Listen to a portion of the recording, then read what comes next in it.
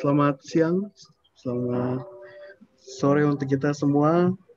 Selamat datang di Sekolah Alam Virtual untuk Sobat SAF semuanya. Saat ini kita sudah masuk kepada episode yang ke-6 dengan tema Kicau Papua untuk masa depan anak cucu kita. Baik, sebelum kita memulai, saya akan membacakan tata tertib untuk kegiatan webinar kita pada siang atau sore hari ini. Bagi peserta SAF yang dapat mengajukan pertanyaan melalui kolom chat via Zoom atau di YouTube Live. Jadi kegiatan kita bisa juga dinonton di channel YouTube kami. Dan kemudian selama SAF berlangsung, peserta diwajibkan mematikan mikrofon, boleh menyalakan apabila sudah ada instruksi dari host atau moderator. Baik, Sobat SAF, sebelum kita memulai acara SAF kita di sore hari ini, pertama-tama saya akan memperkenalkan moderator kita, dan selanjutnya akan diperkenalkan pada kita narasumber yang akan memberikan materi, sharing pengalaman dan ilmu kepada kita semua. Sore hari ini moderator yang akan memimpin Sekolah Alam Virtual adalah Bapak John Herman Mampioper. Pendidikan beliau merupakan postgraduate student at the School of Engineering and Science, James Cook University, Australia. Kemudian juga mengambil studi di postgraduate student at Natural Resource Management, Gadjah Mada University Indonesia, Bachelor of Agriculture Faculty, Papua University Manokwari. Untuk pelatihan-pelatihan yang sudah diikuti oleh Pak John, diantaranya adalah kebijakan kehutanan internasional di Malaysia, manajemen kawasan konservasi hutan di Amerika Serikat. Saat ini Bapak John bertugas sebagai Kepala UPTD Taman Burung dan Anggrek Biak pada Dinas Kehutanan dan Lingkungan Hidup Provinsi Papua. Pengalaman penelitian yang sudah dilakukan oleh Bapak John sendiri, diantaranya Forest Landscape and Seascape in Seram Island, Maluku, dan Malinau, North Kalimantan. Kemudian analisis landscape hutan dalam mendukung pengelolaan sumber daya alam di Kabupaten Kepulauan Yapen dan Kabupaten Waropen, Papua. Kemudian penelitian lain yang dilakukan adalah nilai penting hutan sagu alam bagi masyarakat Kampung Yoboi, Sentani, dalam perspektif ekologi dan sosial budaya. Baik, Bapak Ibu dan Sobat SAF semuanya, sebelum kita memulai acara SAF kita, saya akan menjelaskan mengenai susunan acara yang akan kita lewati hari ini. Kita telah melewati sesi awal, yaitu pemulaan, dan kemudian akan dilanjutkan dengan pengenalan narasumber oleh moderator selama 5 menit. Kemudian akan dilanjutkan dengan penyampaian materi. Ada 2 sesi. Sesi pertama akan dibawakan oleh Bapak Alex Y. Simon selama 20 menit. Sesi kedua akan dibawakan oleh Ibu Sita selama 20 menit. Dan setelah 2 sesi ini akan ada kuis interaktif selama 5 menit. Kemudian dilanjutkan dengan tanya jawab selama 25 menit. Kita akan selesai dari rundown yang telah dibuat. Kita akan selesai pada pukul 16.35 waktu Indonesia Timur. Baik, untuk selanjutnya saya akan serahkan ke Bapak Moderator untuk memulai SAF di sore hari ini. Silakan Bapak John. Terima kasih Pak Stevi untuk introduction-nya, tapi juga terima kasih untuk memperkenalkan saya selaku moderator pada Sekolah Alam Virtual di sesi ini. Terima kasih Pak Stevi. Ya.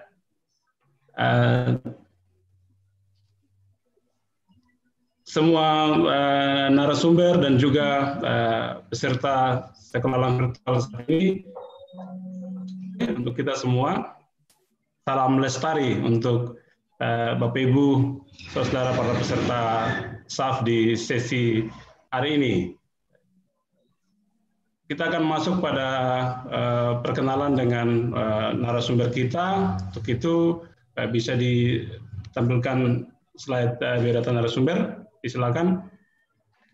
Narasumber pertama adalah Bapak Alex W. Simon. Pak Alex W. Simon adalah putra asli Bumi Kenambayimbai dari Lembah Grime.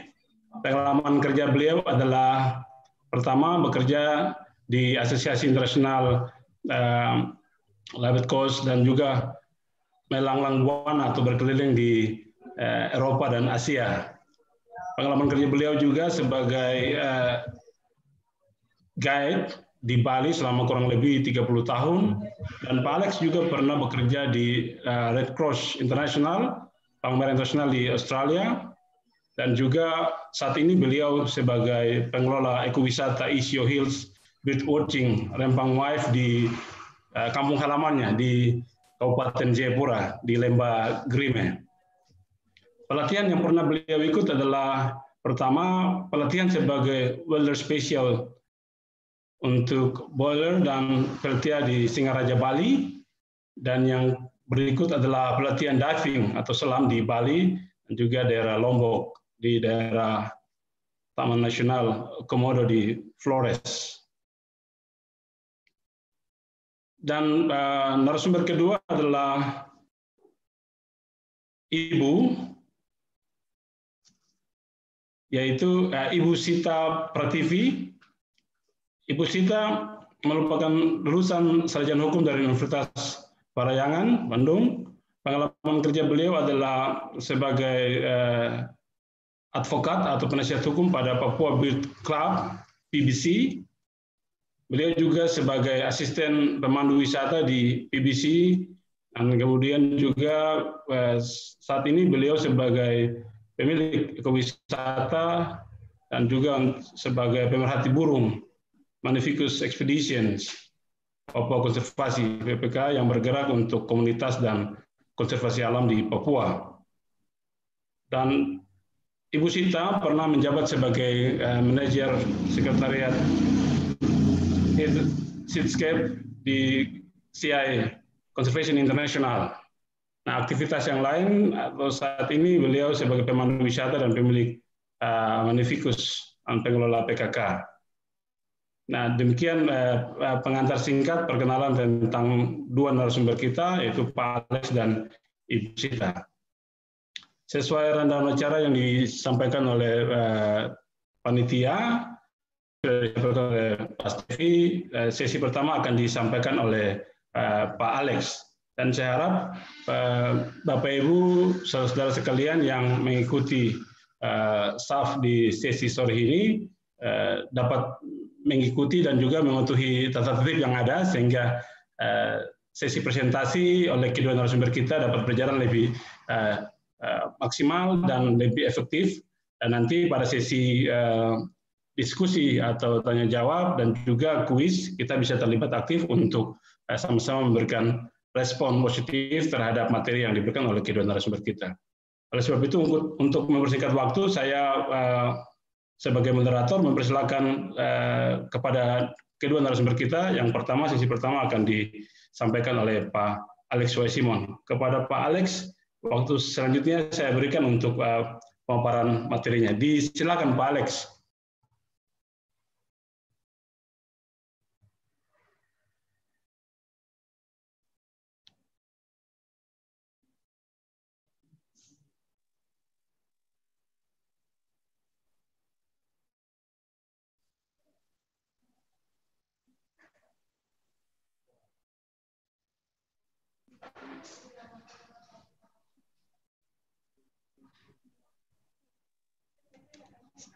Silakan Pak Alex. Ya, terima kasih.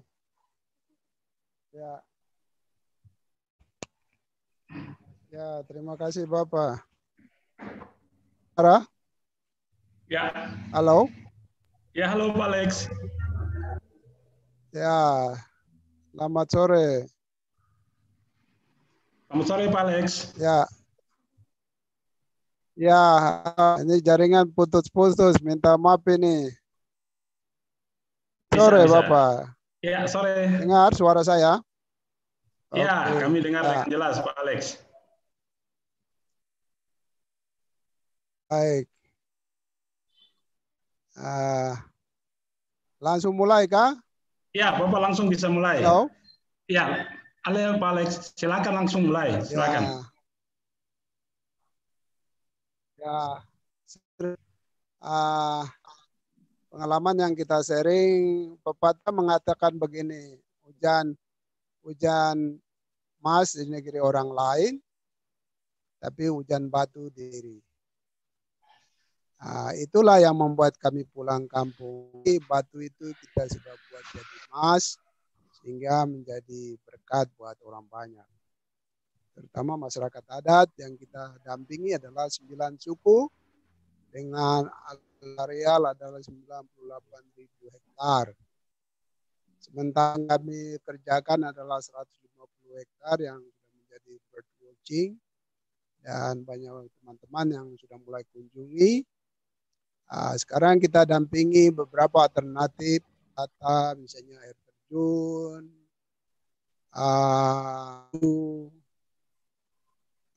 dan yang lain yang sedang kita atur sehingga apa yang kita lakukan di sini supaya masyarakat ada di tanah Papua bisa melihat.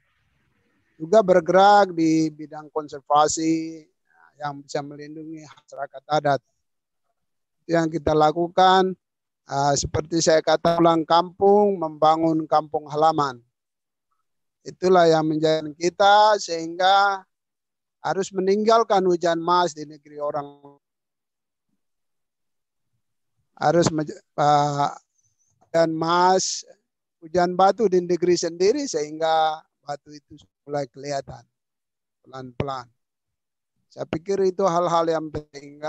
Kita sudah bisa karyawan saat kita ada 25 orang yang sudah bisa bekerja dari 9 suku yang kita dampingi. Harap supaya masyarakat adat itu bisa meniru apa yang katakan. Dan kita akan mendedikasikan anak-anak di 9 suku itu kita buka sekolah alam.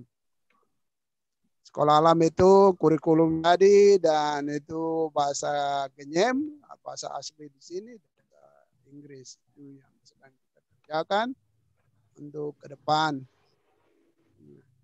Di hal-hal yang penting di Nembokrang adalah saya pikir teman-teman pengalaman juga hanya 20 menit, 30 menit sudah bisa lihat cendrawasih yang kita sama-sama menjadi burung langka di tanah Papua dan burung sejarah buat masyarakat adat.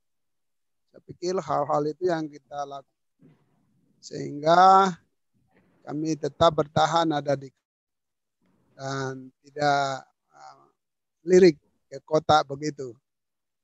Jadi saya pikir itu Bapak. Siap. Pak Alex, saya dengan pengantar ada singkat pertanyaan ini, langsung bisa masuk ke tanya ada slide singkat yang ditampilkan ya. Slide disilakan. Ya. Singkat ya. Ya. Semua orang itu lihat saya pulang dari Denpasar Bali itu langsung masuk hutan. Kan tidak seperti manusia normal biasanya selesai pendidikan tinggi, punya pengalaman baik, bersaing di Jayapura sana. Saya tidak, saya langsung pulang kampung, duduk di kampung dan masuk hutan. Itu yang mereka bilang ini anak ini tidak normal ini. Sehingga mereka bilang kalau tidak gila kan tidak mungkin. Setiap hari masuk hutan, keluar, setiap hari hutan, ribut dengan itu. Sehingga mereka cap saya ini gila. Sampai kakak saya itu kadang-kala dia nangis, itu bicara kau, ya sudah, nanti kau lihat orang gila punya karya.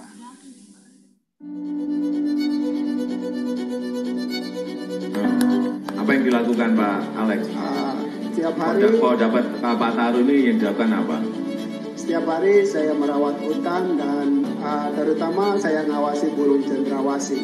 Mengawasi? Burung cendrawasih. Tahu tempat mainnya, tempat pakannya. Terus? Supaya orang datang bisa melihat cendrawasih itu.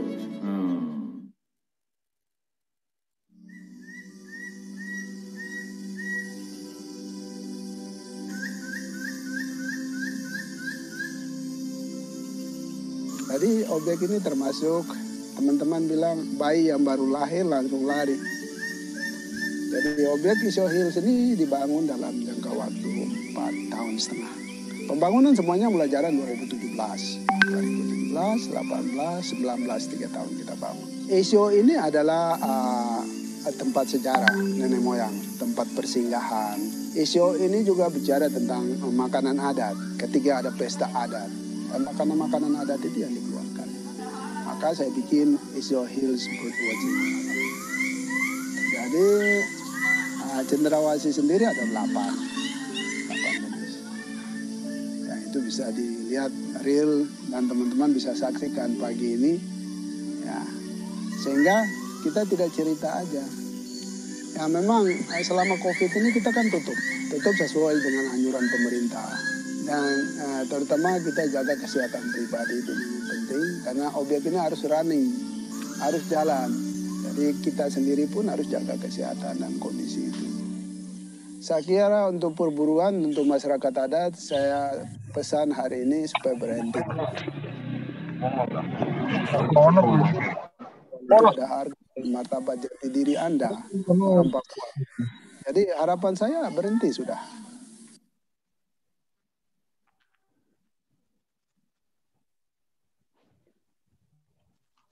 Ya, demikian video singkat dari Pak Alex untuk kita lihat bersama pengalaman kerja beliau dari kota besar pulang ke kampung untuk bangun semangat besar di kampung untuk kemajuan ekonomi masyarakat, tapi juga menyelamatkan hutan, terutama biodiversity dari habitat burung endemik di tanah Papua, burung cendrawasih. Makasih Pak Alex. Masih ada yang perlu disampaikan Pak Alex? Oke, saya pikir yang perlu saya sampaikan kepada masyarakat dan sudah menjadi kontrak kerjasama antara Uncen, Unipa, di UGM sudah mulai praktek di tempat untuk susun S2, S1 biodiversity. Teman-teman di Kanada, di Jerman, sekarang kita sudah kerjasama untuk kontrak kerja untuk sekolah alam dan teman-teman bisa teliti mau susun si S1, S2 nggak usah jauh-jauh. Rempang wipe saja supaya semua tersedia di sini. Kita doakan supaya ada marine yang akan kita buka tahun ini atau tahun ke depan kalau tidak ada hambatan.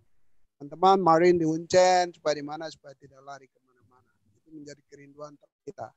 Saya pikir itu tambahan dari saya Bapak. Baik, terima kasih Pak Alex telah menggunakan waktu yang sangat baik sekali, tapi juga dengan informasi yang disampaikan dan video singkat tentang potret Pak Alex sangat luar biasa, sangat menginspirasi dan kiranya bisa memberikan pertanyaan yang banyak untuk teman-teman peserta dari sekolah alam virtual ini. Terima kasih Pak Alex. Kita undang pembicara yang kedua, disilakan. Baik. Tolong disiapkan slide-nya. Iya, Ibu Sita, selaku pembicara kedua sudah siap. Saya persilakan kepada Ibu Sita Prativi untuk menyampaikan materinya. Disilakan Ibu Sita. Ya, terima kasih Pak John. Pak Alex, salam hormat Pak Alex. Sudah lama. Salam hormat. Ya. Tunggu, saya harus share screen saya dulu.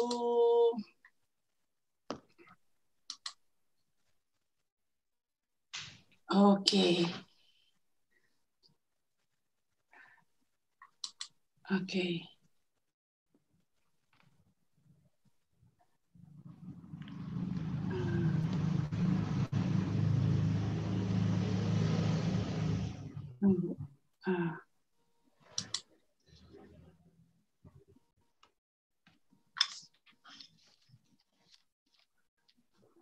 Oke.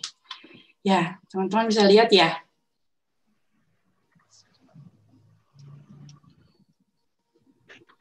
Oke.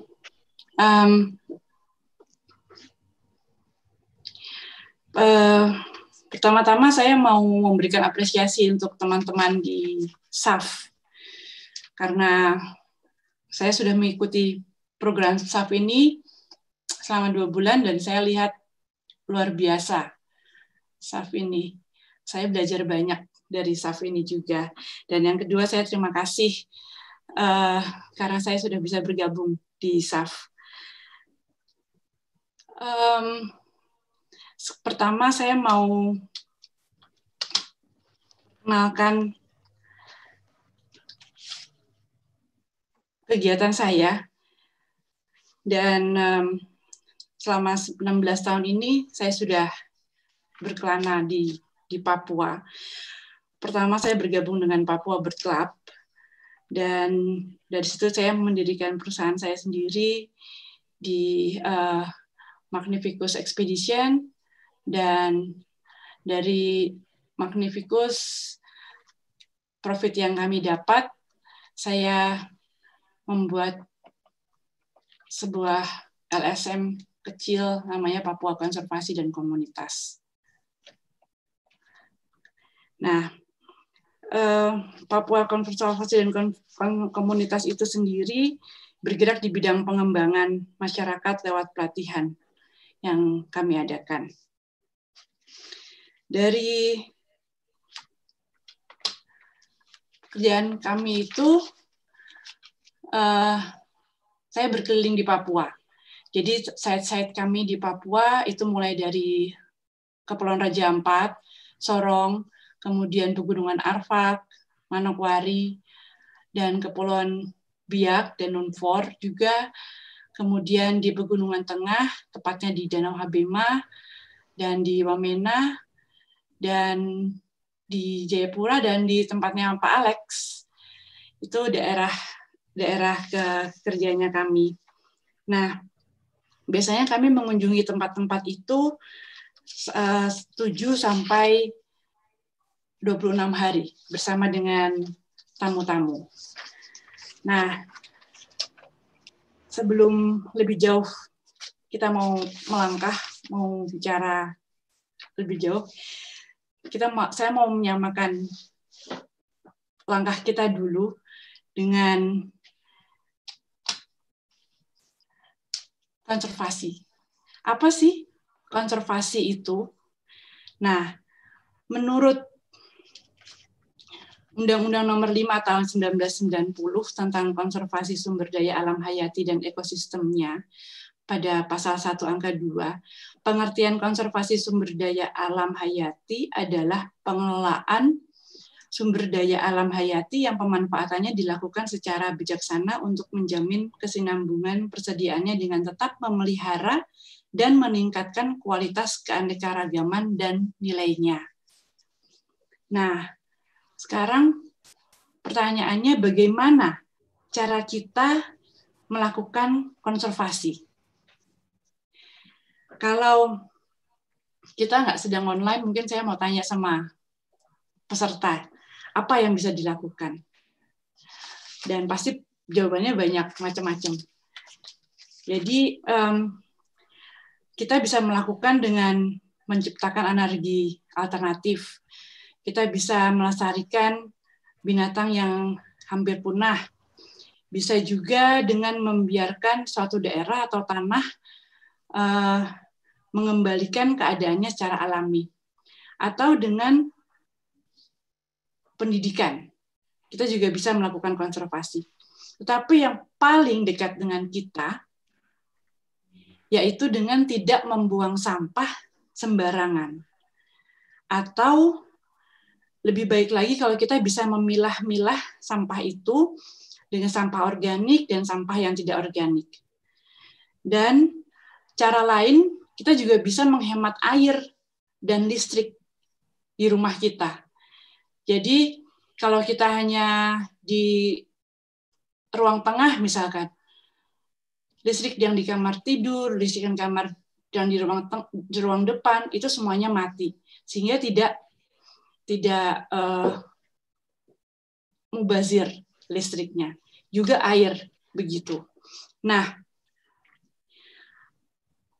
siapa yang dapat melakukan konservasi itu? Betul, kita semua.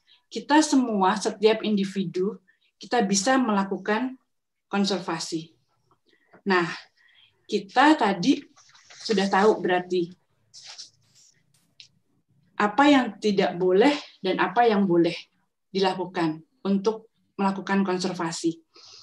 Nah, sekarang kalau tidak boleh membuang sampah sembarangan dan kita harus menghemat listrik dan air, kenapa? Kedua hal itu penting karena kedua hal itu bisa menyebabkan degradasi habitat. Karena kita sudah bicara soal degradasi habitat, kita mau masuk ke slide yang berikutnya. Kenapa degradasi habitat itu penting? Karena itu adalah salah satu ancaman untuk konservasi. Jadi ada 4 ancaman besar untuk konservasi. Yang satu degradasi atau hilangnya habitat, yang kedua eksploitasi berlebihan, yang ketiga masuknya spesies asing, yang keempat mata rantai kepunahan. Nah, tapi yang ketiga dan yang keempat saya tidak akan bahas di sini karena menurut pengamatan saya di lapangan di Papua ini yang ketiga dan yang keempat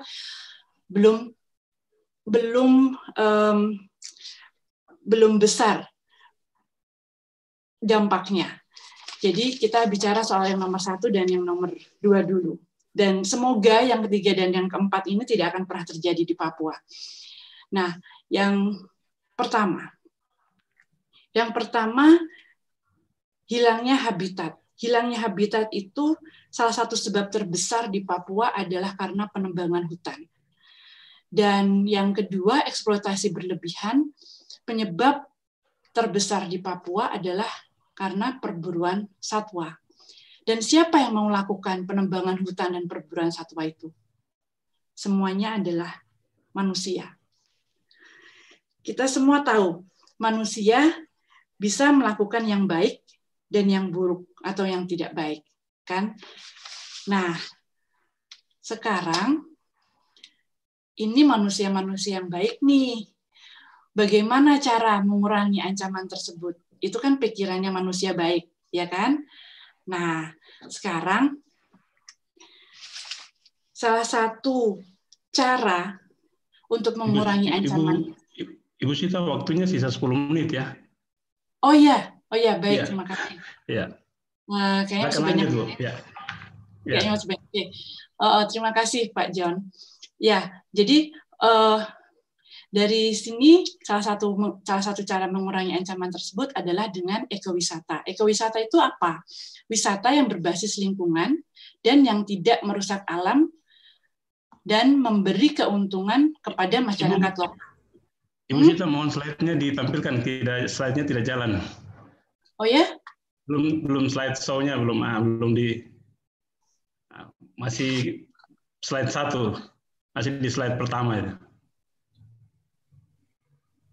Oh ya? Ya.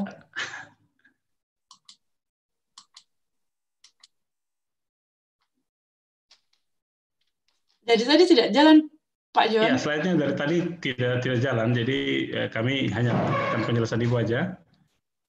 Oh, oke. Mas Faris bisa dibantu kan, Mas Faris? Saya nggak tahu. Di sini jalan soalnya. Siap, Ibu. Aku sudah ambil alih. Terima kasih.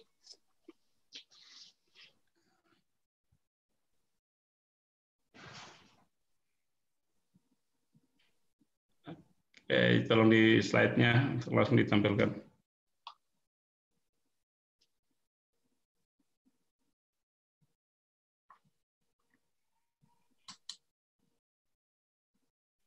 Ya, ekowisata ya. Oke. Kurang lebih, kalau bisa Ibu manfaatkan waktu 5 menit untuk ini biar langsung kita, karena waktu kita terbatas 20 menit. Sudah lewat 10 menit yang lalu, jadi mungkin bisa 5 menit untuk Ibu sampaikan slide. Silakan Ibu Sita. Oke, ngebut berarti ya Pak John ya. Oke, jadi ekowisata itu baik, cara yang baik di Papua menurut kami karena ekowisata, karena Papua sendiri adalah tempat yang sangat kaya dengan berbagai macam tumbuhan dan binatang. Dan ekowisata sendiri menyediakan cara yang non ekstraktif untuk mendapatkan keuntungan dari sumber daya hutan. Berikutnya, Mas.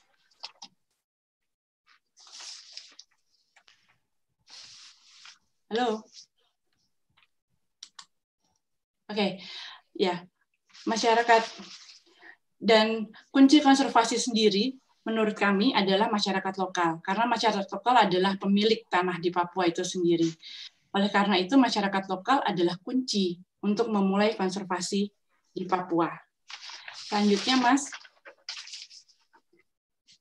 Nah, keuntungan dari ekowisata itu sendiri itu macam-macam.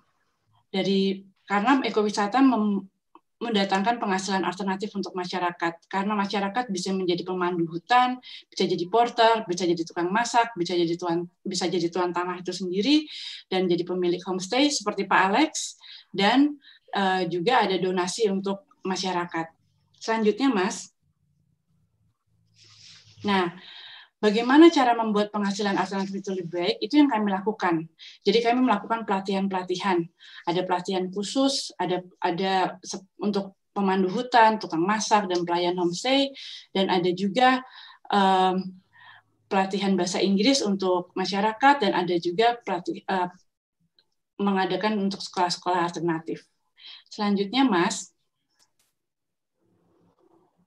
Nah, ini foto-foto kami di lapangan.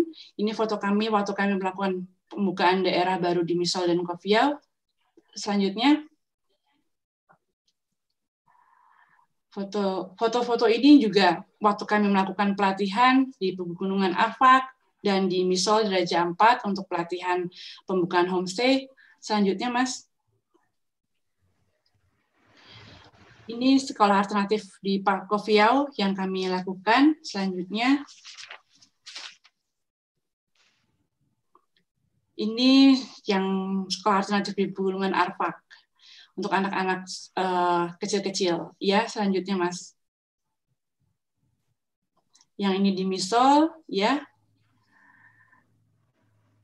Nah, kalau untuk melakukan ekowisata kita juga harus melakukan kolaborasi dengan pihak lain. Ini yang kami lakukan dengan pemerintah dan juga dengan Cornell University dan juga dengan TNC. Selanjutnya, Mas. Nah, ini foto-foto yang akan kami tampilkan di sini adalah selama ini yang sudah ditampilkan di SAF selama yang di program ini itu sudah ada cendrawasih, sudah ada kasuari, sudah ada mambruk. Nah, itu semua daya tarik untuk turis asing masuk ke Papua. Yang ini adalah contoh burung-burung lain yang juga membuat mereka datang ke Papua. Seperti ini ada Raja Shelduck, ada Hookbill Kingfisher, ada Papuan Frogmouth. Selanjutnya, Mas. Ada Common Perdes Kingfisher, ada Kokobura, ada Beach Kingfisher. Selanjutnya, ada Giant Wattled Honeyeater di Wamena. Kemudian ada Dwarf Fruit Dove, ada Long-Bearded Honeyeater. Selanjutnya, Mas. Ini yang Dwarf Fruit Dove dan Claret Breasted Fruit Dove, kemudian ada Yellow Breasted Boatbill. Selanjutnya,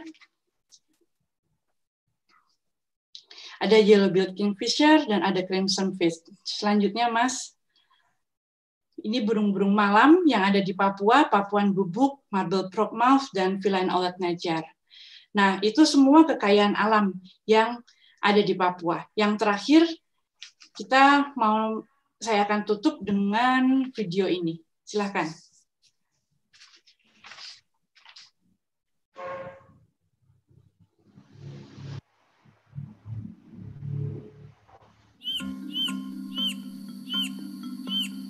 Is this a new species of bird of paradise? For centuries, the superb bird of paradise from the Bird's Head or Vogelkop region of Western New Guinea was thought to be the same species as the one found throughout the rest of New Guinea, the now famous species, with the otherworldly, bouncing black and blue, smiley-faced courtship dance. Mas, bukan yang ini. Mas Faris. Mas Faris, bukan yang ini. Yang satunya yang tanah Papua.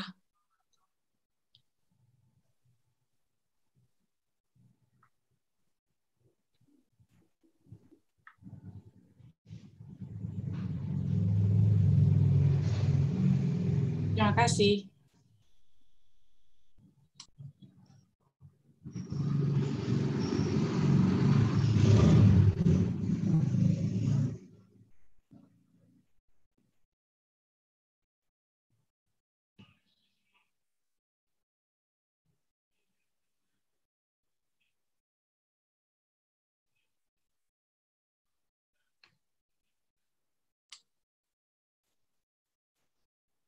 Nggak ada suaranya ya, Mas?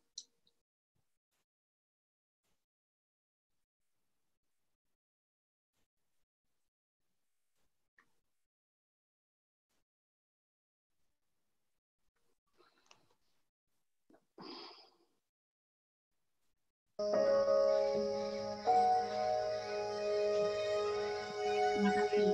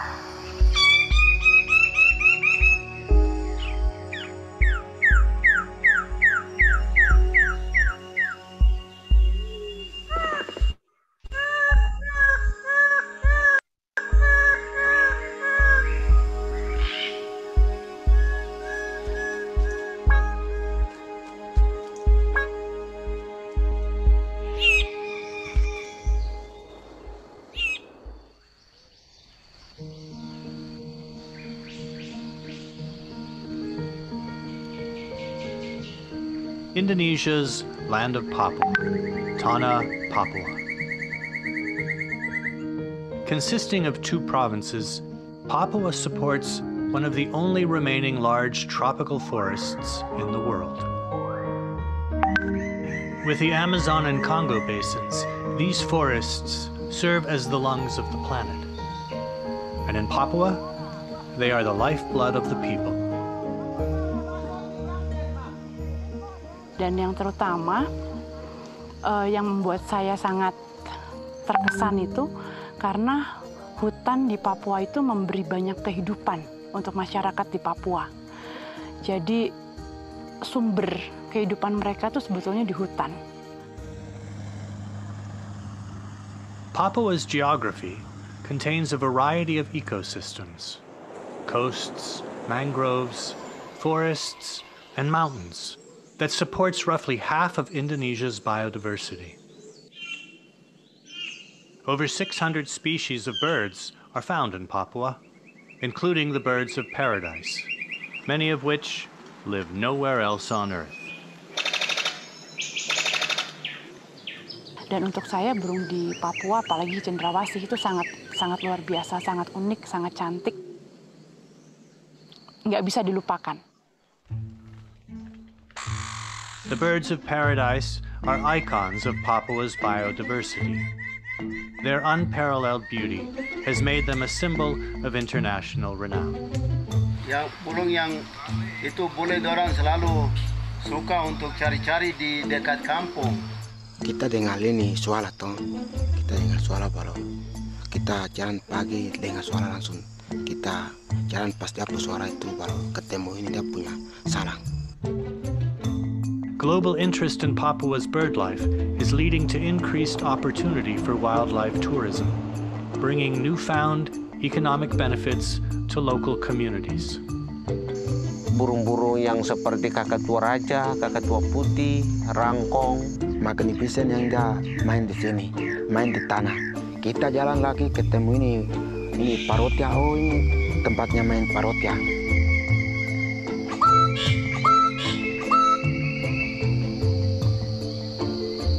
Burung yang kita akan panggil khususnya malam itu Papua Frogmouth.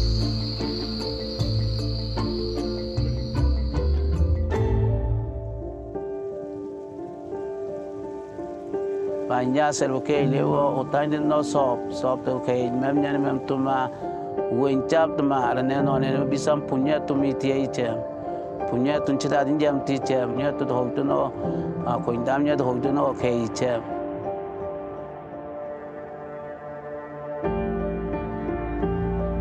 But these forests are no longer isolated from the rest of the world. The demand for timber, palm oil, minerals, and gas has arrived. The future existence of Papua's resources and biodiversity and the communities that rely on them depend on the choices made today.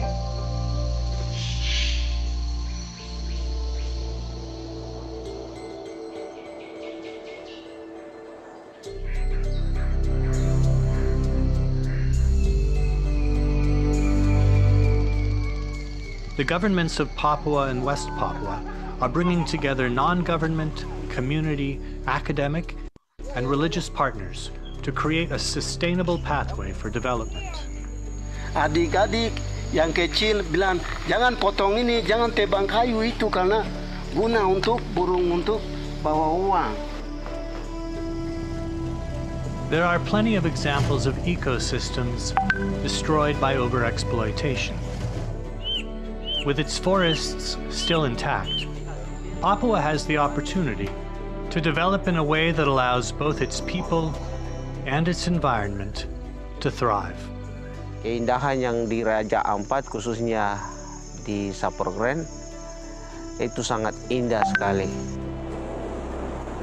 Recent successes in the marine environments of the Raja Ampat region of West Papua show that development and conservation can go hand in hand. Within the forests, local leaders are organizing their communities with similar goals. Jadi yang guna untuk kita ada 3 hal yang lebih penting untuk kita. 1, hutan. 2, konservasi. 3, pariwisata. Yang penting kita jaga burung baik-baik. Mereka lihat ya uang itu langsung. Ini mereka kasih di ini kita punya kampung. The forests, the birds, and the communities make this region unique and irreplaceable. Kalau hutan di Papua harus hancur, masyarakat di Papua itu sudah tidak punya apa-apa lagi. Jadi kehidupan mereka dan harta mereka itu adalah di hutan.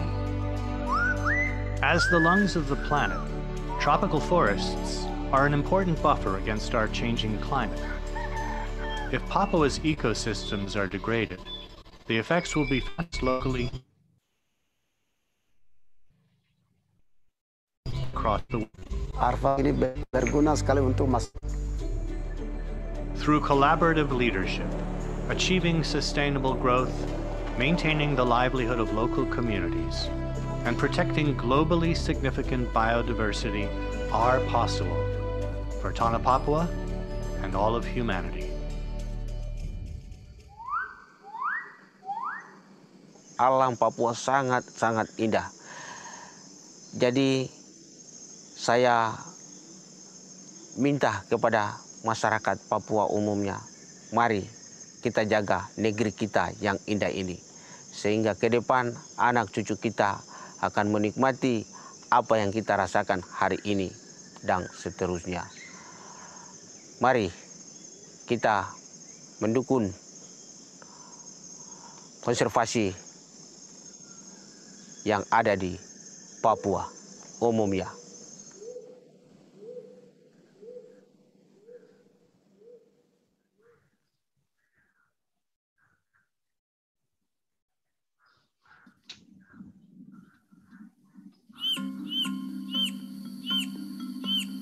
Is this a new species of bird of paradise?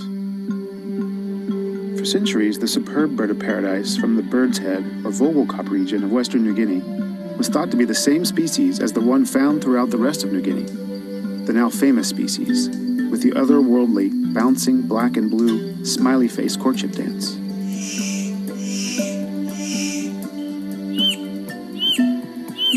However, the calls of the Vogelkop males sound different.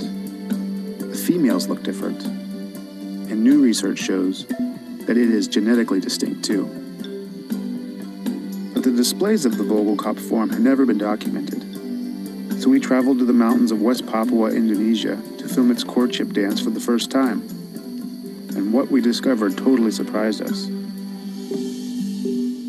In the initial stages of display, the Vogelkop form holds its cape in a striking, spread wing-like position, whereas in the widespread form, the cape stays folded over the back. During the pointing display, the breast ornament of the Vogelkop form is hidden from view, and the ornamental eye spots shine like headlights at an approaching female. By contrast, the electric blue breast of the widespread form is always presented.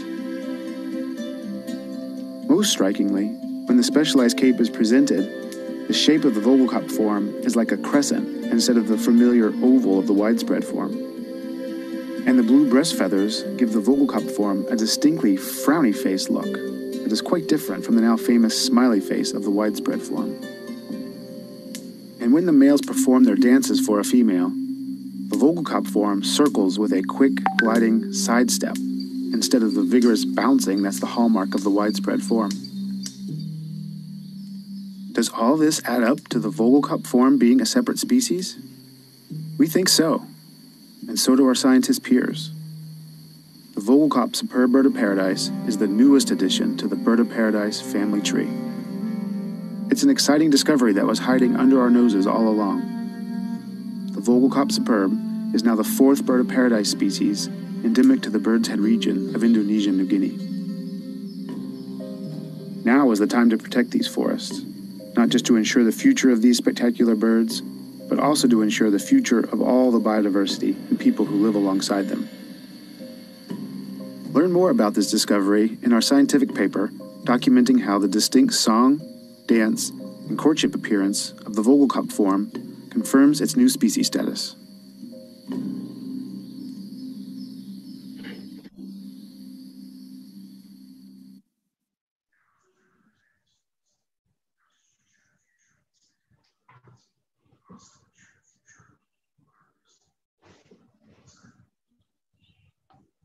Halo Bu Sita. Iya, Pak Du. Ya, materinya Bu Sita dengan tayangan video terakhir ini saya pikir sudah selesai, dan terima kasih Bu Sita untuk slide dan juga materi yang sangat inspiratif sekali tentang kekayaan kehati di Tanah Papua, khususnya burung cenderawasih dan pengalaman Ibu bekerja di Tanah Papua. Terima kasih Bu Sita. Bapak Ibu para peserta yang saya hormati, dalam staff kali ini panitia akan menampilkan satu slide video yang akan menampilkan keberadaan lokasi bird watching milik Pak Alex di Rembang Wave sebagai gambaran supaya Bapak Ibu peserta yang ingin berkunjung ke sana bisa langsung dapat referensi lebih jelas. Silakan teman-teman panitia.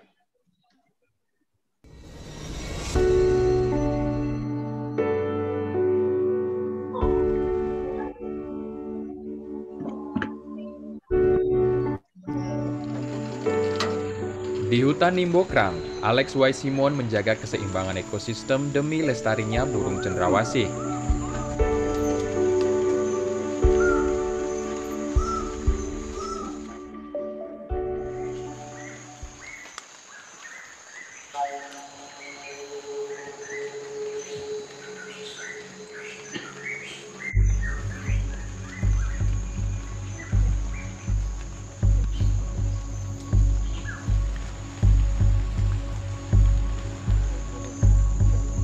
Tepat pukul 5 pagi, kami sudah bersiap menuju titik pengamatan burung.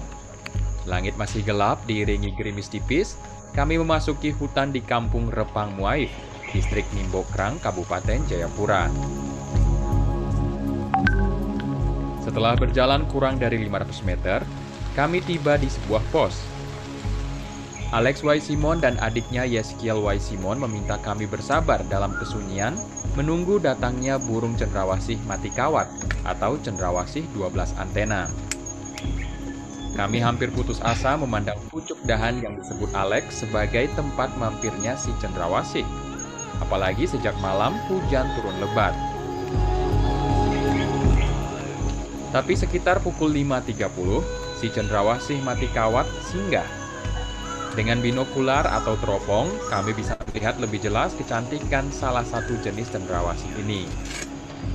Jika cuaca cerah, menurut Alex, cendrawasih akan singgah dan bercengkrama dengan teman-teman lainnya selama 1 jam.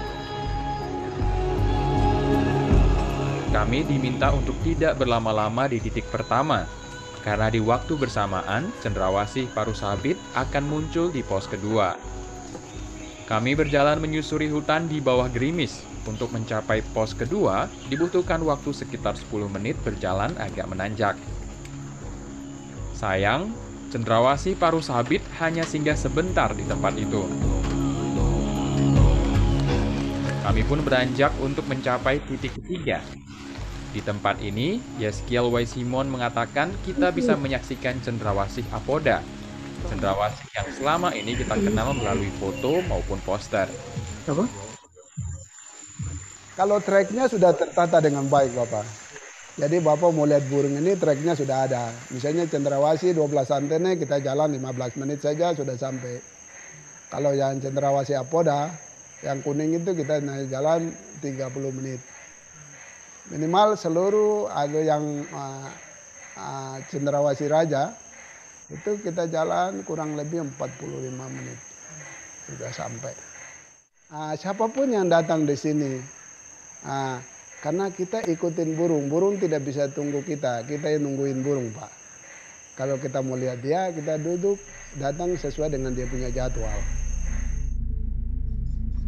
Sejak tahun 2015, Alex Y. Simon mengelola hutan yang berada di antara Kampung Repang dan Muaif, distrik Nimbokrang, Kabupaten Jayapura.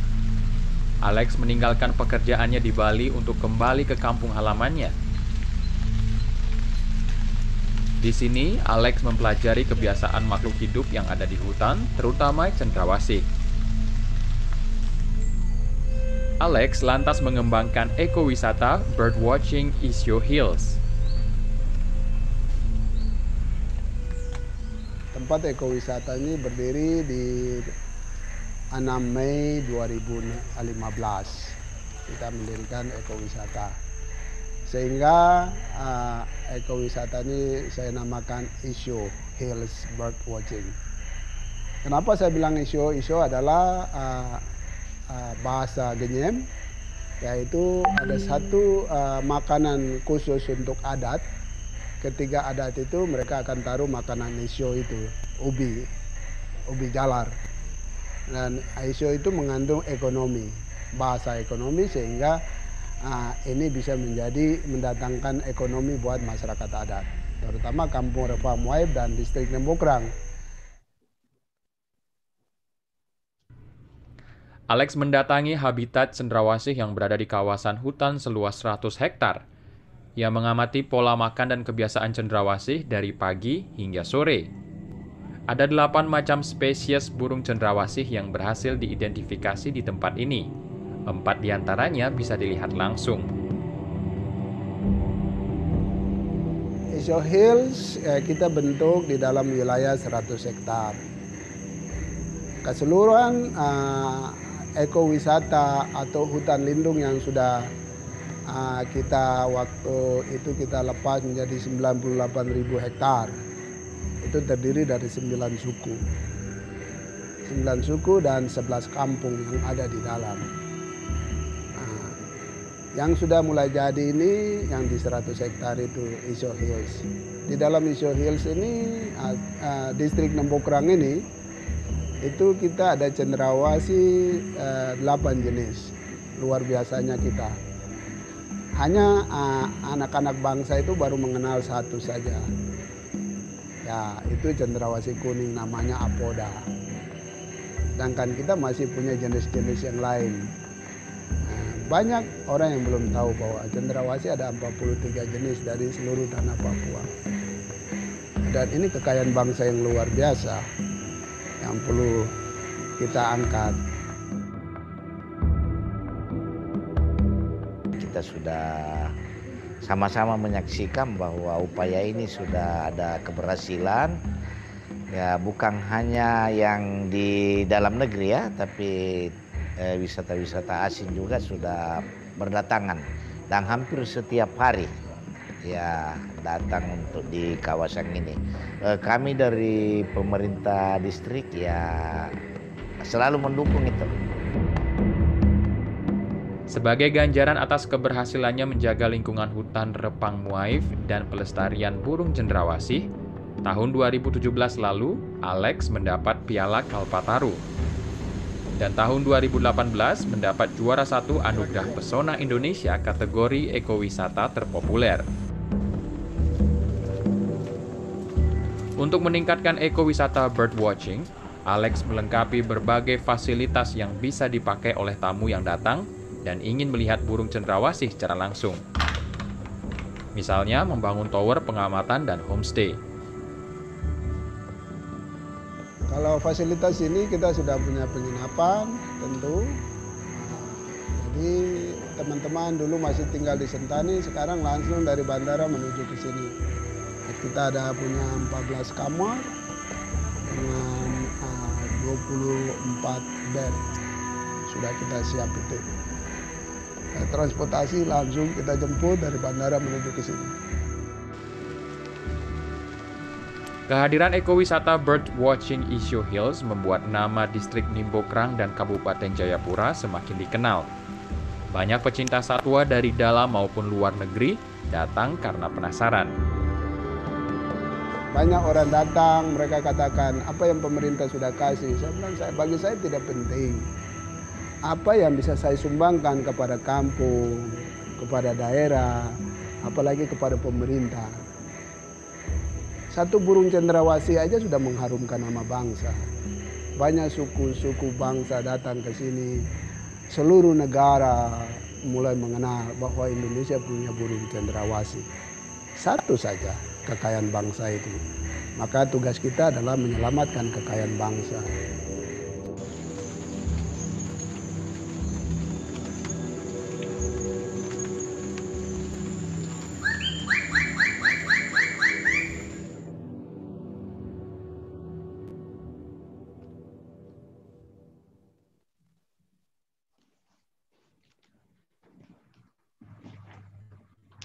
Oke.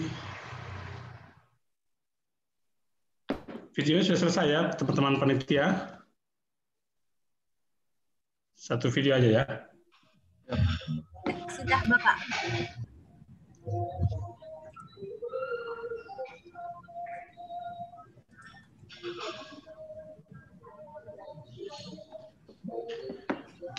Videonya sudah selesai, Bapak. Oke, baik. Terima kasih Pak Alex untuk video singkat yang saya pikir cukup menarik sekali untuk memberikan informasi di mana Isyo Hills, Rempang Muaif itu berada, dan terima kasih untuk videonya. Bapak Ibu, teman-teman peserta SAF di sesi sore hari ini,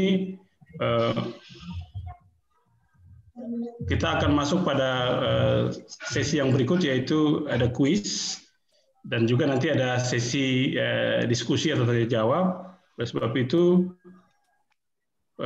kuis interaktif ini akan nanti disiapkan oleh teman-teman panitia untuk materinya akan disampaikan.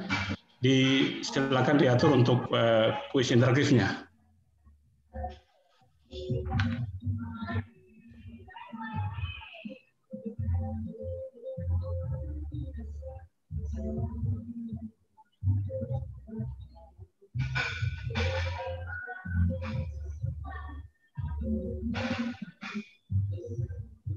Ya, Bapak Ibu, saudara, teman-teman sekalian bisa melihat ini berikut adalah tampilan pertanyaan dalam kuis interaktif kita di sesi sore hari ini. Pertanyaannya, siapa yang memiliki peran kunci dalam menjaga alam Papua? Apakah pemerintah daerah, masyarakat lokal, lembaga sosial masyarakat, atau lembaga konservasi? Silakan teman-teman berpartisipasi untuk memberikan respon dari materi yang disampaikan oleh dua narasumber kita, Pak Alex dan Ibu Sita, tapi juga dengan dilengkapi dengan slide film yang cukup menarik, sangat menarik sekali.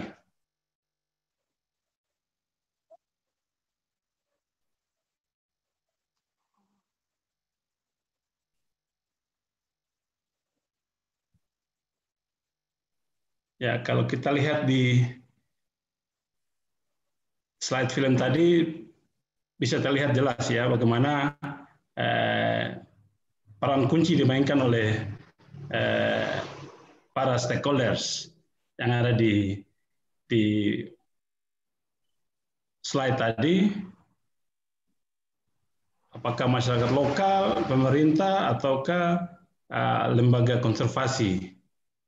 Kira-kira mana yang lebih berperan penting sebagai peran kunci dalam menjaga alam Papua, secara khusus kekayaan biodiversity, kekayaan kenegaraan hayati di tanah Papua, salah satunya adalah burung cenderawasih.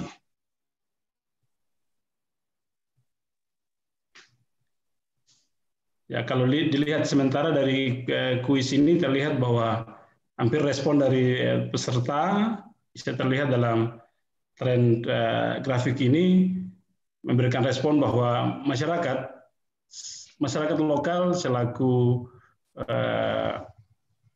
pemegang peran kunci dalam menjaga alam Papua. Tapi juga tidak terlepas dari itu terlihat kurang lebih 17 yang memberikan respon, sedangkan lembaga konservasi juga dipandang penting dalam memberikan dukungan terhadap pelestarian alam Papua, tapi juga pemerintah daerah, dan mungkin juga lembaga sosial masyarakat. Nah, disilakan kepada kedua narasumber kita, Pak Alex dan Ibu Sita, memberikan komentar terhadap apa yang diberikan respon, yang sudah diberikan respon oleh para peserta kita. Disilakan pertama Pak Alex, peran kunci dalam menjaga alam Papua. Silakan komentar singkat untuk pertanyaan kita dalam kuis interaktif ini. Silakan Pak Alex.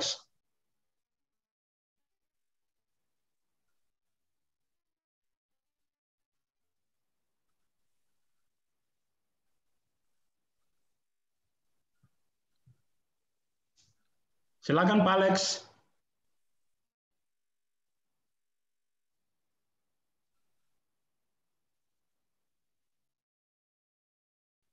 Silakan Pak Alex memberikan komentar untuk pertanyaan dalam kuis interaktif kita, di mana peserta memberikan respon yang cukup baik bahwa masyarakat lokal sebagai peran kunci dalam menjaga alam Papua.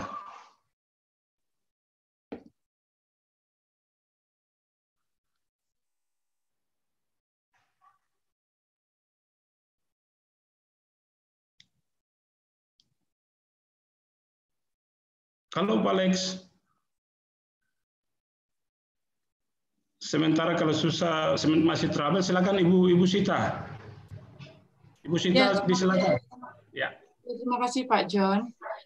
Ya, betul. Siapa yang memiliki peran kunci dalam menjaga alam Papua adalah masyarakat lokal. Jawabannya 100. Ya, silakan. Bagaimana dengan lembaga konservasi, pemerintah, tapi juga NGO lokal, LSM lokal? Mereka punya peran, betul, tetapi yang punya peran kunci dalam menjaga alam Papua masyarakat lokal. Karena mereka yang seperti tadi ya sudah saya terangkan di slide saya, karena mereka adalah pemilik tanah itu sendiri dan mereka yang hidup di tempat itu. Kalau pemerintah, LSM dan lembaga konservasi, mereka bisa datang dan bisa pergi. Tapi kalau masyarakat adalah pemilik alam itu sendiri. Seperti tadi di filmnya Pak Alex jelas sekali juga di situ. Oke, kalau bagaimana untuk pemerintah dalam mendukung masyarakat, menurut Ibu? Pemerintah seharusnya punya peran besar dalam mendukung masyarakat lokal. Dan Pak Alex salah satu contoh yang berhasil pemerintah mendukung Pak Alex. Tapi banyak tempat, Pak John, itu tidak didukung oleh pemerintah. Jadi mereka swadaya sendiri untuk menjaga alamnya. Jadi kembali menurut saya pengalaman saya di lapangan, masyarakat sendiri harus punya peran penting dalam menjaga itu, dan semoga pemerintah bisa terus mendukung masyarakatnya setelah melihat kemajuan yang dicapai oleh masyarakat sendiri. Oke, baik, terima kasih Ibu Sita. Nah, rupanya komentar dari Pak Alex sedikit terganggu karena beliau jaringan di tempat beliau mungkin sedikit terganggu sehingga sedikit trouble, jadi nggak bisa gabung tadi pada sesi memberikan komentar dari kuis interaktif yang ada. Nah, kita lanjut pada slide yang sudah ditampilkan oleh teman-teman ini. Silakan menulis satu kata tentang pengalaman Pak Alex Y. Simon menjaga alam Papua. Nah, ini kalau kita lihat, ya keren, luar biasa, pejuang konservasi, inspiratif, pejuang burung Papua, semangat dan juga konservasi.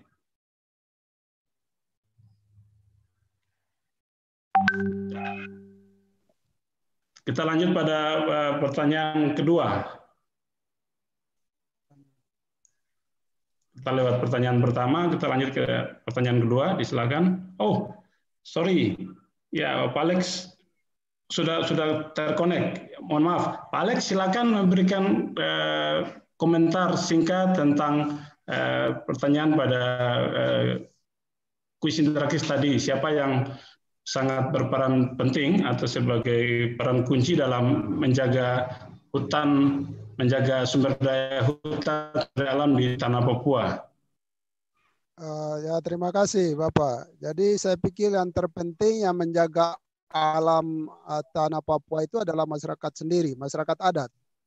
Karena masyarakat adat yang menjadi pemiliknya, jadi mereka tidak tunggu siapapun yang datang untuk menjaga alam itu sendiri. Mereka sendiri karena filosofi itu sudah mengajarkan bagaimana mereka menjaga alam Papua. Karena alam Papua itu menjadi masa depan anak dan cucu. Dan alam Papua juga banyak mengandung filosofi, ekonomi, budaya, sosial politik. Itu ada di dalam hutan itu sendiri. Ketiga, itu dikaitkan dengan filosofi setiap suku yang ada di tanah Papua. Saya pikir pemerintah datang hanya membantu dan segalanya bukan dari pemerintah. Kalau kami khusus di Ginem, filosofi dia hanya katakan ngo avotafu, artinya kami hanya datang membantu, baik NGO, baik pemerintah, pusat dan daerah, mereka hanya membantu saja. Selanjutnya karena kita yang punya tanah, kita yang punya hutan, kita yang jaga itu sendiri. Saya pikir itu Bapak.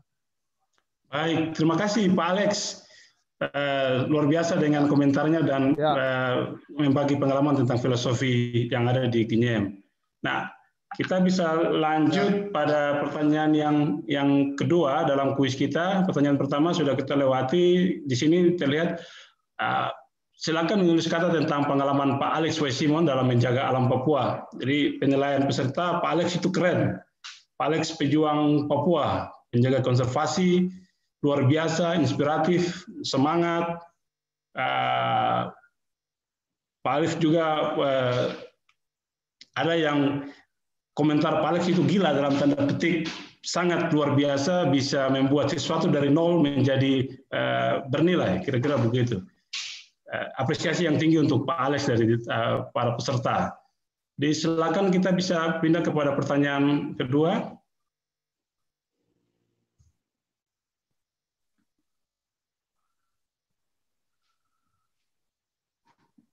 Pertanyaan kedua, ya, halo. Ya. Ya, Pak Ya, John. silakan Pak Alex. Ya. Ya, saya pikir kita harus gila. Kalau kita tidak gila, maka kita tidak akan dikenal, Bapak begitu. Siap, terima kasih Pak Alex. Untuk berjuang itu harus menjadi orang gila. Tapi kalau normal saja, kita tidak akan dikenal.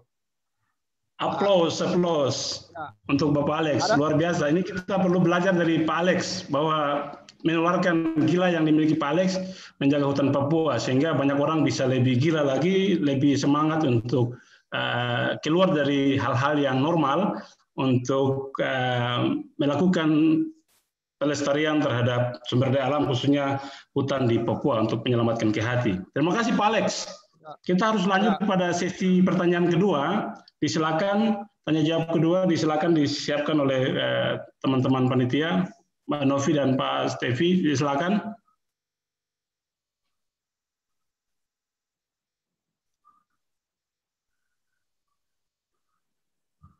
Ya.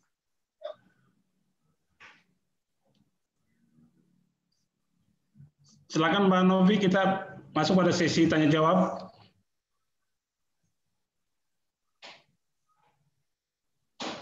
Iya Bapak, sedang disiapkan oleh teman-teman admin, mungkin sementara menunggu. Ya, sudah ditayangkan.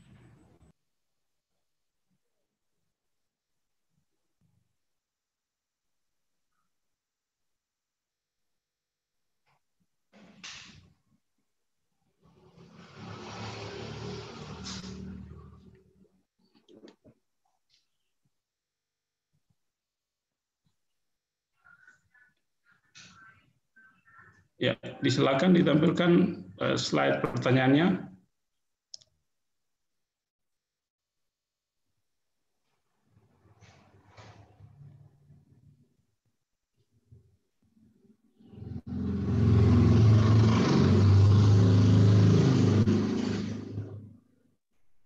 Ya, ada beberapa pertanyaan yang sudah disampaikan oleh para peserta. Yang sudah terlihat misalnya Ibu Sita, mohon maaf saya terlewat apa yang dimaksud dengan sekolah alternatif, apa tujuannya? Pertanyaan kedua dari Novianti, bentuk kolaborasi apa yang dilakukan dengan pemerintah? Bisa siapa yang saat itu berkolaborasi? Seperti itu untuk Ibu Sita, tapi juga ada dari Ibu Fitri Pakiring. Menurut Mbak Sita, bagaimana strategi yang dapat dikembangkan di Papua untuk membangun program ekowisata yang berkelanjutan, sustainable tourism di Papua? Oke, bisa saya bisa langsung ya. Ya baik, terima kasih. Dijawab. Ya, untuk Mbak Novi, tidak terlewat Mbak, karena memang saya belum terangkan. Jadi sekolah alternatif yang dimaksud oleh kami dari Papua Konservasi dan Komunitas itu adalah sekolah yang tidak formal dan sekolah yang kami lakukan. Jadi bukan sekolah yang formal yang seperti sekolah umumnya. Jadi kami punya kegiatan itu untuk 1 minggu atau 2 minggu kami buka sekolah. Buka ruang, buka lapak di satu kampung, terus kami melakukan pengajaran kepada anak-anak di situ. Tujuannya supaya anak-anak bisa belajar lebih dari apa yang mereka dapatkan di sekolah umum, sekolah yang biasa. Dan biasanya materi yang kami berikan itu adalah bahasa Inggris. Nah, anak-anak kecil yang biasanya datang ke sekolah kami, itu mereka banyak yang belum bisa baca, mereka banyak yang belum bisa menulis. Jadi kami belajar bahasa Inggris secara oral saja. Jadi seperti how are you, good morning, seperti itu. Dan kami percaya untuk anak-anak itu kalau mereka mendengar dengan sering, mereka akan bisa melakukan itu. Seperti itu. Kemudian yang kedua, pertanyaannya hilang. Boleh ditampilkan lagi tidak pertanyaannya? Tolong ditampilkan pertanyaannya.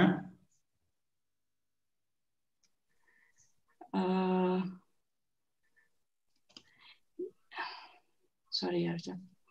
Yang kedua, tujuan dari sekolah alternatif ya Mbak ya. Tujuan dari sekolah alternatif. Bentuk kolaborasi apa yang dilakukan dengan pemerintah? Oh sorry, ya. Yang kedua, bentuk kolaborasi apa yang dilakukan dengan pemerintah? Kami biasanya bekerja sama dengan pemerintah untuk mereka tahu kegiatan apa yang kami lakukan di lapangan. Itu saja. Dan kalau tadi selama ini terus terang yang pengalaman saya pribadi sedikit sekali yang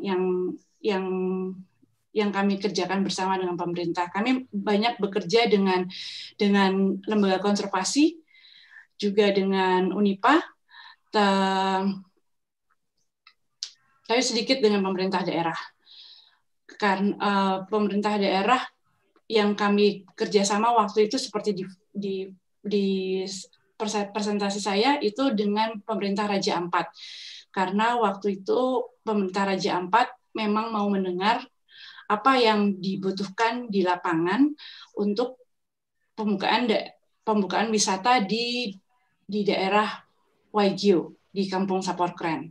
Nah, itu yang waktu itu kami lakukan bersama-sama. Dan ya waktu itu kami ada temu bicara dengan pemerintah untuk berbagi pengalaman dengan pemerintah. Itu saja. Dan instansi yang saat itu ikut kolaborasi itu Dinas Pariwisata Kabupaten Raja Ampat. Itu jawabannya. Kemudian dari Ibu Fitri, strategi yang bisa dikembangkan di Papua untuk membangun program ekowisata yang berkelanjutan. Yang pertama adalah kerjasama dengan masyarakat lokal.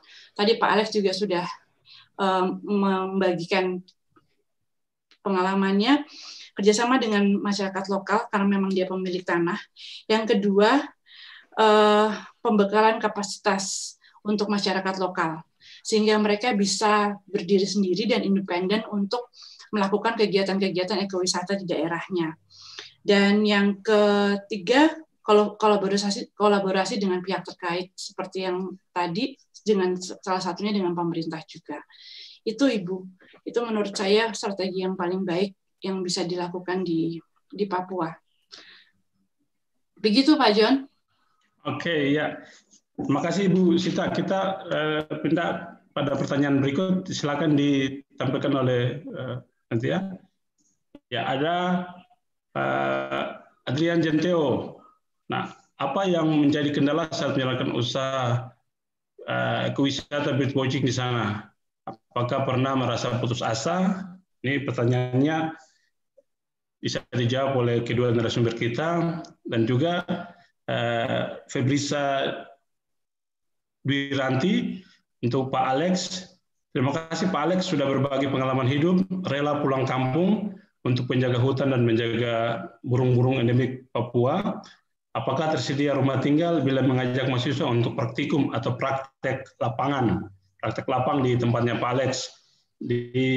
Silakan dikomentari Pak Alex terlebih dahulu. Disilakan, apa yang menjadi kendala saat menjalankan usaha birdwatching di tempat Pak Alex? Apakah pernah merasa putus asa? Yang menjadi kendala putus asa itu hal yang biasa dalam berjuang. Begitu Pak John. Jadi jangan sampai kita putus asa sehingga usaha kita tidak berjalan dengan baik. Karena putus asa adalah bagian daripada kehidupan untuk berjuang. Sehingga apa yang kita cita-citakan, apa yang kita rindukan, kita akan menggapainya ketika kita mau serius. Ingat bahwa perubahan tidak bisa datang sendiri ketika kita tidak berjuang dengan sungguh-sungguh.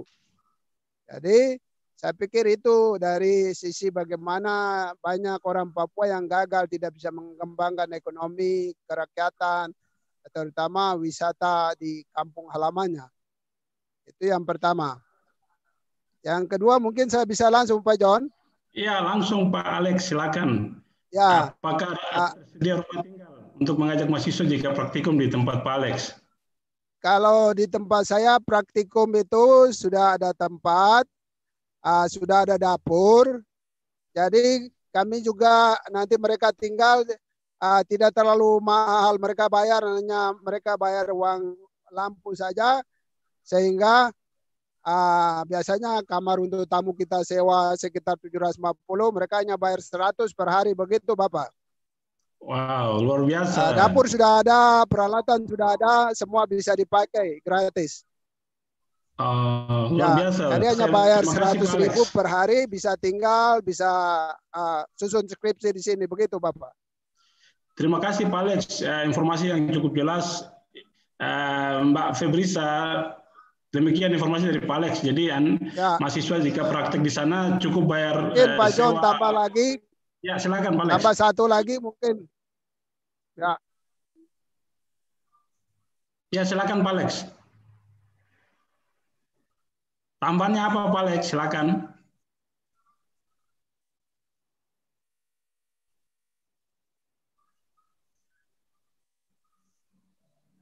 Silakan Pak Alex. Sedikit trouble. Jadi terima kasih Pak Alex, Ibu Febrisa Dwi Rianti. Pak Alex sudah sampaikan bahwa mahasiswa bisa praktek di sana untuk riset dan karena cas di sana, casnya sangat murah sekali. Kalau untuk tinggal di sana per malam itu 750.000. Pak Alex dengan baik hati memberikan casnya sangat rendah sekali 100.000 untuk mahasiswa, dan itu untuk biaya listrik. Dapur sudah ada dan silakan dinikmati fasilitas yang ada untuk bisa mendukung penelitian atau praktikum dari mahasiswa. Kira-kira itu dari Pak Alex. Silakan Ibu Sita untuk mengomentari apa yang menjadi kendala saat menjalankan usaha atau program birdwatching selama ada di tanah Papua.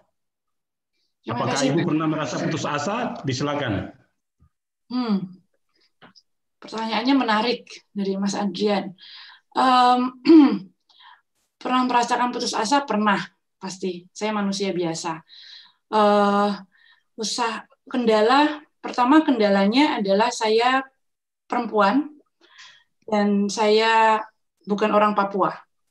Jadi pertama kali saya masuk ke sana, saya berjuang untuk eksis di Papua, terutama karena saya bukan laki-laki. Mereka menganggap kalau perempuan itu tidak bisa masuk ke hutan, perempuan tidak bisa bawa tamu, dan kemudian juga persepsi masyarakat kalau perempuan bawa tamu laki-laki banyak, terutama orang-orang bule-bule, pasti persepsinya jadi negatif. Nah, itu juga saya alami waktu awal-awal, bukan awal-awal, sampai sekarang juga. Jadi, juga waktu kami harus masuk ke daerah baru di Papua, itu pendekatannya dengan masyarakat juga harus baik, dan itu bukan kendala, tapi itu tantangan. Kemudian juga bagaimana masyarakat lokal di Papua bisa marah-marah dengan kami, dan berbagai macam masalah yang lain. Banyak sekali. Jadi putus asa, ya seperti tadi kata Pak Alex, ya capek, putus asa, tapi harus maju terus. Tetap semangat. Oke, terima kasih Bu Sita untuk komentarnya bagi para penanya dengan pertanyaan-pertanyaan yang sangat luar biasa. Terima kasih Bu Sita. Kita masih punya waktu kurang lebih 5 menit untuk pertanyaannya. Disilakan kalau masih ada pertanyaan. Ya, dari Pak Ferry. Untuk Ibu Sita sebagai seorang advokat di bidang konservasi. Dalam video ini kita punya lebih dari 600 jenis burung. Yang ditampilkan adalah bird watching. Bagaimana saran Ibu dengan ruang koleksi bagi pembelajaran alternatif untuk anak-anak, sehingga anak-anak dapat mencintai alam, sehingga alam Papua tetap lestari. Sukses. Silakan Ibu Sita. Ya, terima kasih Pak John. Saran saya, anak-anak belajar tidak hanya di dalam kelas, tidak hanya di dalam ruangan, tapi anak-anak juga belajar di luar ruangan. Seperti yang sekarang SAV adakan, itu karena sekarang sedang pandemik, jadinya di dalam ruangan, tapi biasanya juga di luar, dibawa jalan-jalan. Itu sangat penting, supaya anak-anak juga tidak hanya lihat bahwa burung itu digambar di buku, tapi mereka juga lihat burung itu di alam bebas. Itu yang penting untuk anak-anak, sehingga mereka juga punya motivasi dan mereka juga punya pengalaman bagaimana mereka berada di alam. Di Papua ini, kalau kita lihat anak-anak yang di kampung-kampung, mereka punya pengalaman yang luar biasa di alam. Tapi mereka tidak belajar bahwa alam yang mereka punya, itu satu saat juga bisa punah. Nah, jadi harus ada yang bisa memberitahu kepada mereka supaya mereka bisa menjaga alam itu sendiri. Begitu, Pak John. Oke, makasih Ibu Sita. Harapannya Pak Ferry bisa menyimak dengan baik apa yang disampaikan Ibu Sita dalam memberikan inspirasi bagi anak-anak, terutama menumbuh kembangkan rasa cinta terhadap sumber daya alam yang ada, sehingga mereka punya jiwa konservasi sudah tumbuh dan berkembang sejak usia dini. Terima kasih Ibu Sita untuk respon tanggapannya. Panitia, kita masih punya waktu kurang lebih 3 menit jika masih ada pertanyaan yang disampaikan oleh Bapak Ibu peserta sekolah alam virtual ini. Disilakan. Kalau masih ada, panitia bisa tampilkan pertanyaan kepada kedua narasumber kita. Disilakan. Jika ada pertanyaan dan saran, disilakan.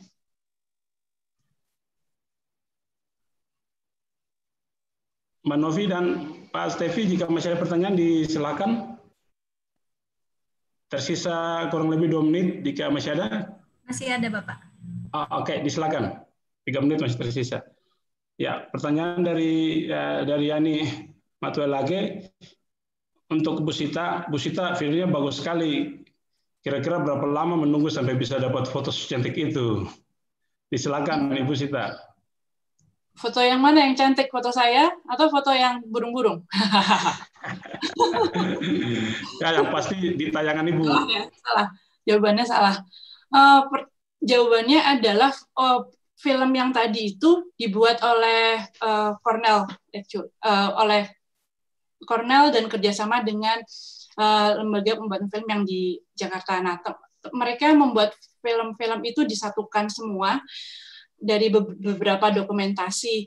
Jadi foto-foto burung cendrawasih yang ada di situ itu foto-foto burung dari tim Laman, fotografer. Nah, itu sudah dia kerja lama sekali untuk bisa mendapatkan foto-foto yang tadi. Dan video terakhir yang Cornell buat tentang Vogelkop Superb itu mereka buat 3 bulan untuk dapat foto yang cantik seperti itu. Jadi tidak mudah dan tidak sebentar. Jadi lama sekali. Dan tim Laman itu sudah kerja untuk mendapatkan semua fotonya dia itu sejak tahun 2004 dengan kami. Jadi lama sekali. Jadi satu burung biasanya tim Laman itu menghabiskan waktu 1 bulan untuk 1 atau 2 spesies. Dan biasanya itu hanya untuk 1 shot. Jadi dia akan kembali lagi tahun berikutnya untuk bikin shot yang baru. Jadi lama jawabannya. Terima kasih, Pak John. Oke, makasih Bu Sita untuk respon pada pertanyaan dari peserta kita. Masih tersisa kurang lebih 1 menit. Jika masih ada pertanyaan, disilakan ditampilkan. Ya. Teman-teman akan tayangkan.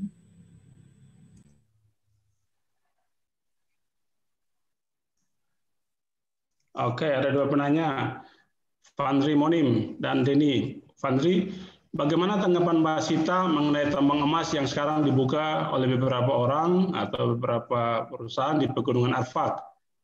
Nah, 3 minggu lalu saya baru dari Pegunungan Arfak dan ada warga yang bercerita demikian tentang tambang yang dibuka. Dan yang berikut untuk Pak Alex dari Denny. Selamat sore, Bapak Alex. Pertanyaan untuk Pak Alex. Bagaimana kerjasama Pak Alex dengan Pemda setempat? Ini khususnya pemerintah Kabupaten Jayapura dan juga pemerintah di tingkat distrik dan kampung. Dan juga pemerintah pusat, adakah jaminan dari pemerintah untuk daerah konservasi alam bisa tetap menjadi daerah konservasi alam dan ekowisata agar tidak terusik menjadi pembangunan lain di luar ekowisata? Nah, disilakan komentar pertama untuk pertanyaan dari Fandri Monim untuk Ibu Sita tentang kondisi terkini di Pegunungan Arfak. Terima kasih Pak John. Terima kasih Fandri untuk pertanyaannya. Tanggapan saya kembali lagi kepada masyarakat lokal si empunya tanah. Apakah mereka mau tanahnya diambil untuk dijadikan tambang emas atau tidak? Untuk saya, tambang emas itu saya mau bilang tidak baik, tetapi itu diperlukan juga untuk kehidupan manusia. Saya mau bilang baik, tapi kadang-kadang itu merusak. Jadi, pesan saya hanya satu, supaya mereka bisa melihat, membangun tambang itu, tapi melihat sisi konservasi yang ada di sekitarnya. Dan yang pasti, untuk masyarakat lokal, untuk si empunya tanah, harus bisa menjaga tanahnya dengan baik. Karena tidak ada lagi yang bisa menjaga tanah mereka, seperti tadi Pak Alex bilang, tidak ada lagi yang bisa menjaga tanah mereka kalau bukan mereka sendiri. Jadi sekarang dikembalikan lagi kepada masyarakat lokalnya. Begitu Pak John. Iya, makasih Bu Sita untuk respon pertanyaan dari Fandri Monim. Disilakan Pak Alex untuk pertanyaannya Denny. Bagaimana kerjasama Pak Alex dengan Pemda setempat? Ya, disilakan. Ya. Saya pikir jelas ya Bapak. Halo? Ya, jelas Halo? Pak Alex. Kami dengar suara Pak Alex dengan jelas. Ya, kalau pertanyaan Denis, terima kasih. Jadi untuk dukungan dari pemerintah, baik itu distrik, baik itu kabupaten, saya pikir mereka punya program buat kita. Sekarang apa yang bisa kita lakukan sehingga program itu bisa sampai di tangan kita. Itu yang pertama. Dan yang kedua bahwa kita tidak tunggu pemerintah. Sebab objek itu apa yang menjadi tujuan kita harus berjalan. Karena kalau kita tunggu program, kita tunggu pemerintah, maka itu tidak akan berjalan dengan baik. Jadi fasilitas pemerintah pasti ada untuk membantu kita ketika kita ada contoh konkret lapangan. Jadi tidak bisa pemerintah bantu sembarang. Biasa saya bilang begini, kau punya kerja, bukti mana? Kalau tidak ada bukti, jangan bicara. Itu begitu. Bukti mana? Kalau tidak ada bukti, jangan bicara. Jadi protes itu dengan karya, jangan dengan mulut. Saya pikir itu yang paling penting. Karena kita protes dari mulut sampai dunia kiamat di Papua juga kita tidak bikin apa-apa. Jadi proteslah Anda dengan karya saudara. Saya pikir itu, Bapak. Terima kasih, Pak Alex. Jawaban yang sangat spektakuler.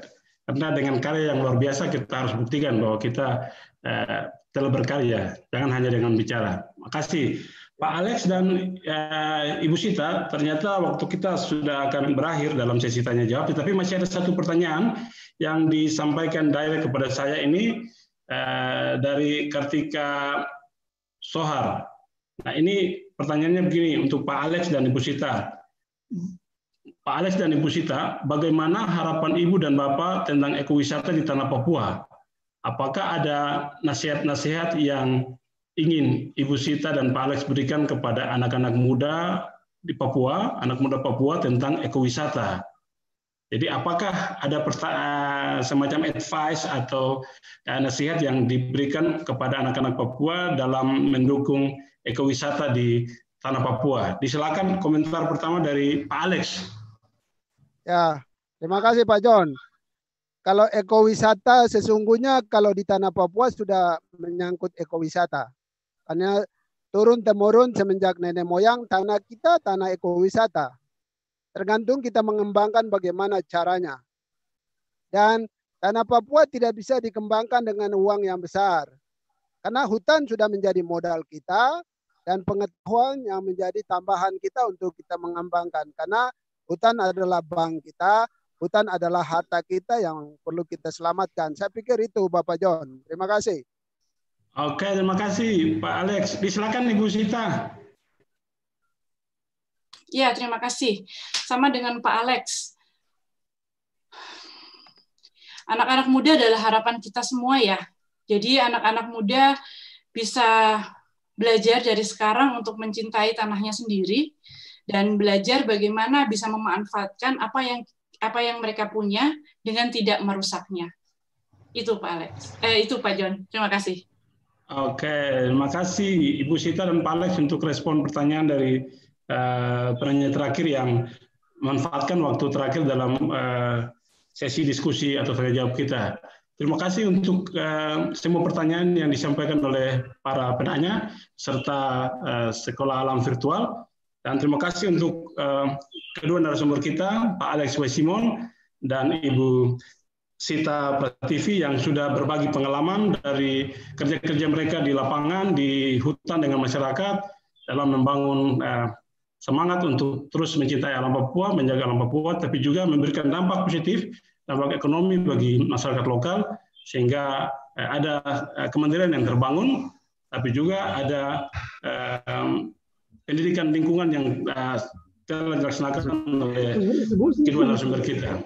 Terima kasih untuk Ibu dan Pak Alex. Sekali lagi saya memberikan sebuah highlight dari apa yang disampaikan, mengutip kata-kata Pak Alex, kita harus gila, dalam tanda petik, kita harus gila untuk keluar dari keadaan normal, untuk menciptakan hal-hal yang luar biasa untuk membangun dan memberikan bukti bagi masyarakat bahwa kita bisa berkarya di atas tanah kita sendiri selaku anak adat di tanah Papua. Terima kasih Pak Alex dan Ibu Sita untuk sesi pemberian materi dan juga diskusi tanya jawab dengan kita semua, para peserta dan juga ya.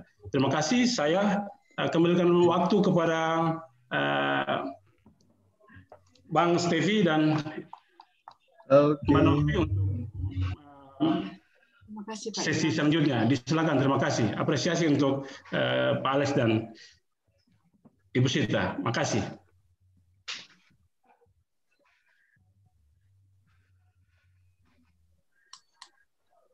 Baik, Sobat SAF. Terima kasih banyak buat Bapak John, Pak Alex, dan Bu Sita untuk sharing materi dan pengalaman.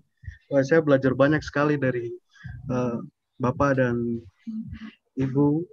Dan saya yakin teman-teman Sobat-Sobat SAF semuanya juga belajar banyak dari materi yang sudah disampaikan oleh Bapak Alex dan juga Bu Sita.